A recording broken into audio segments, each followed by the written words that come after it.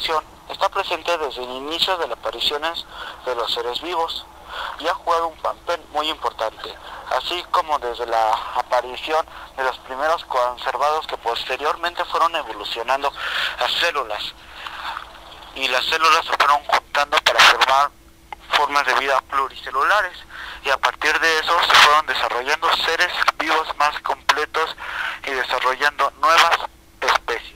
La idea de la variedad de organismos existe y se conserva sin cambios, ya que son sus características que estaban tan y como Dios se las había dotado. A este conjunto de ideas se le llamó fijísmo. Darwin aportó una de las teorías más importantes en su libro Selección, El origen de las especies, donde redactaba que las especies se adaptaban a su entorno, y lo puso como ejemplo a los pinzones de las Islas Galápagos, que todas iban variando según el hábitat donde estaban.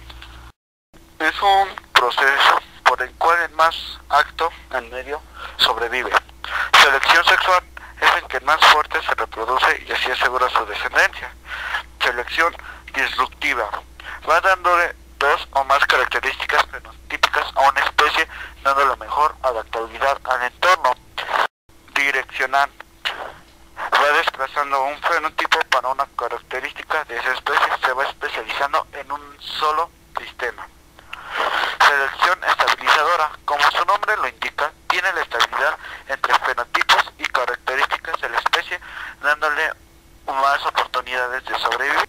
Deriva genética es otra fuerza evolutiva que cambia los acervos genéticos entre generaciones sucesivas de una población para disminuir la frecuencia en el alelo de la población, porque puede trabajar a favor o en contra de la selección natural. Cuando actúa a favor de la selección natural puede disminuir la frecuencia de alelos perjudiciales y alelos neutros que no le dan ventaja ni desventaja a la población. Pero cuando actúa en contra de la selección natural, puede disminuir la frecuencia de genes favorables que están presentes en una población. Ya sabemos que la fuerza de selección natural actúa sobre la variación genética, facilitando las combinaciones de alelos más favorables y eliminando aquellas que no lo son. La evolución tiene como la extinción como aliada, dándole oportunidad así para crear nuevas especies y eliminar a las que fueron fracaso en su ambiente o entorno, y así poder desarrollar nuevas especies que estén especializadas. La evolución también se ve afectada por factores externos como las migraciones, clima, relieves, presas, que van haciendo que las especies vayan cambiando.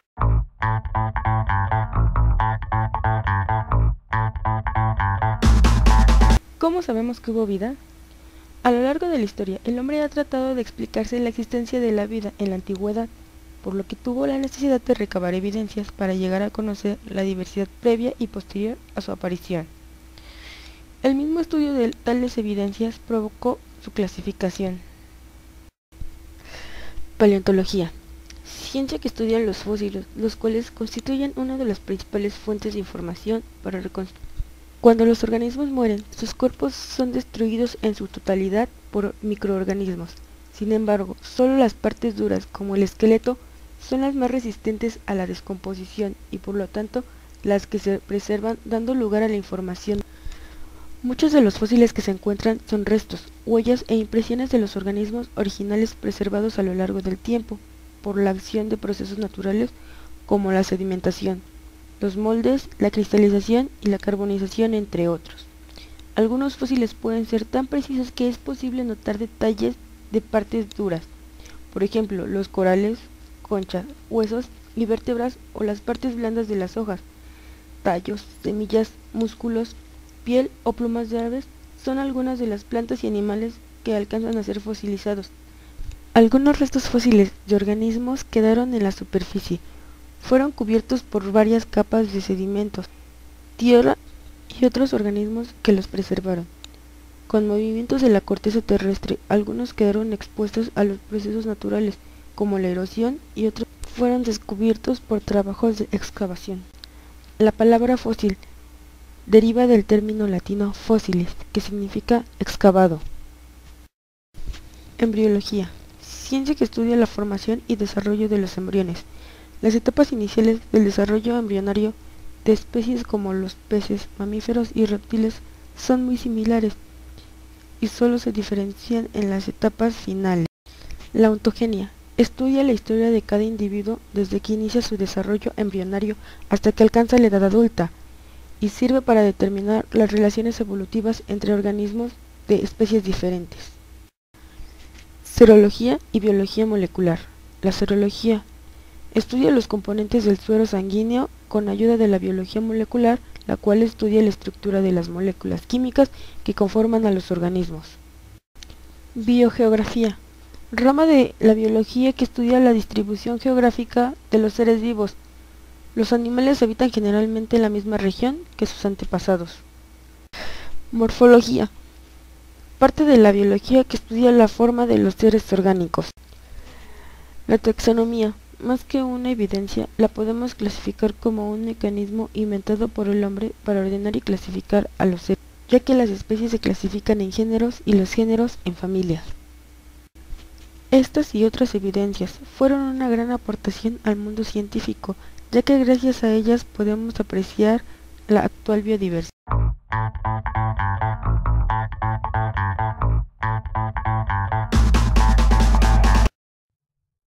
Biodiversidad. A la variedad de seres vivos que se encuentran en la Tierra se le llama biodiversidad o diversidad biológica. Pero, ¿qué son estos organismos vivos o seres vivos? Los seres vivos o organismos vivos son los que realizan funciones como las siguientes: nutrición, relación y reproducción. La unidad estructural que forma a los seres vivos es la célula, aunque existe un patrón básico en su formación. Podemos encontrar dos tipos fundamentales: aquellas que carecen de núcleo, llamadas procariontes, y las que sí lo presentan, llamadas eucariontes. En cuanto al número de células, existen organismos formados por una sola célula, llamados unicelulares, como los protozoarios, bacterias y algunas algas, y otros, que son la gran mayoría, formados por muchas células o pluricelulares.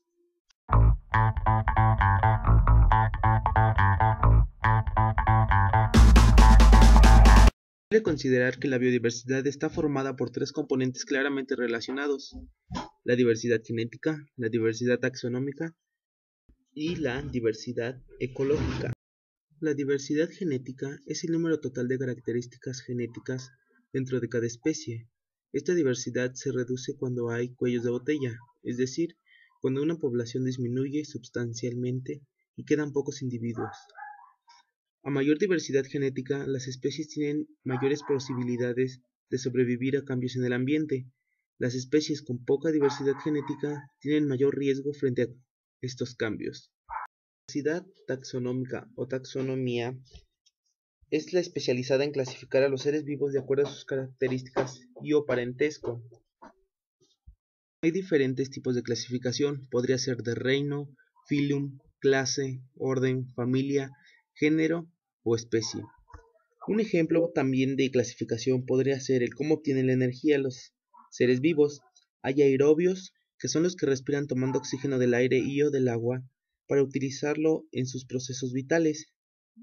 También hay anaerobios, que asimilan la energía en ausencia de oxígeno, como las bacterias o levaduras. Otro ejemplo con respecto a la alimentación: hay seres vivos autótrofos, que son aquellos que producen su propio alimento mediante la fotosíntesis, por ejemplo todas las plantas. Y los heterótrofos son los organismos que, por ser incapaces de producir su propio alimento, tienen que buscarlo en su medio, ya sea consumiendo plantas o a otros animales. Diversidad ecológica o diversidad de ecosistemas. El ecosistema es el conjunto de especies de un área determinada que interactúan entre ellas y con su ambiente abiótico. Pues al haber un equilibrio en el ecosistema y con los demás ecosistemas, nos conforman una diversidad de ecosistemas o diversidad ecológico, valga la redundancia. La diversidad del mundo vivo es tan amplia que en cualquier parte del planeta encontraremos organismos, pues estos, como resultado de la selección natural, se han adaptado a todo tipo de climas y paisajes. La biodiversidad es tan importante no solo porque refleja la evolución y los obstáculos que se han encontrado los organismos a lo largo de la historia, sino porque este conjunto de organismos que habitan en la Tierra desarrollan, cada uno en particular, una función importante que mantiene el equilibrio del planeta. La biodiversidad, aunque es un término, debe considerarse como patrimonio universal. Existen muchos factores que pueden provocar la disminución o hasta pérdida de la biodiversidad. Algunos son de origen natural, como huracanes, heladas, terremotos, incendios, etc. Y otros artificiales, en los que la actividad humana es el factor que mayores daños ocasiona. Muchas gracias por su atención.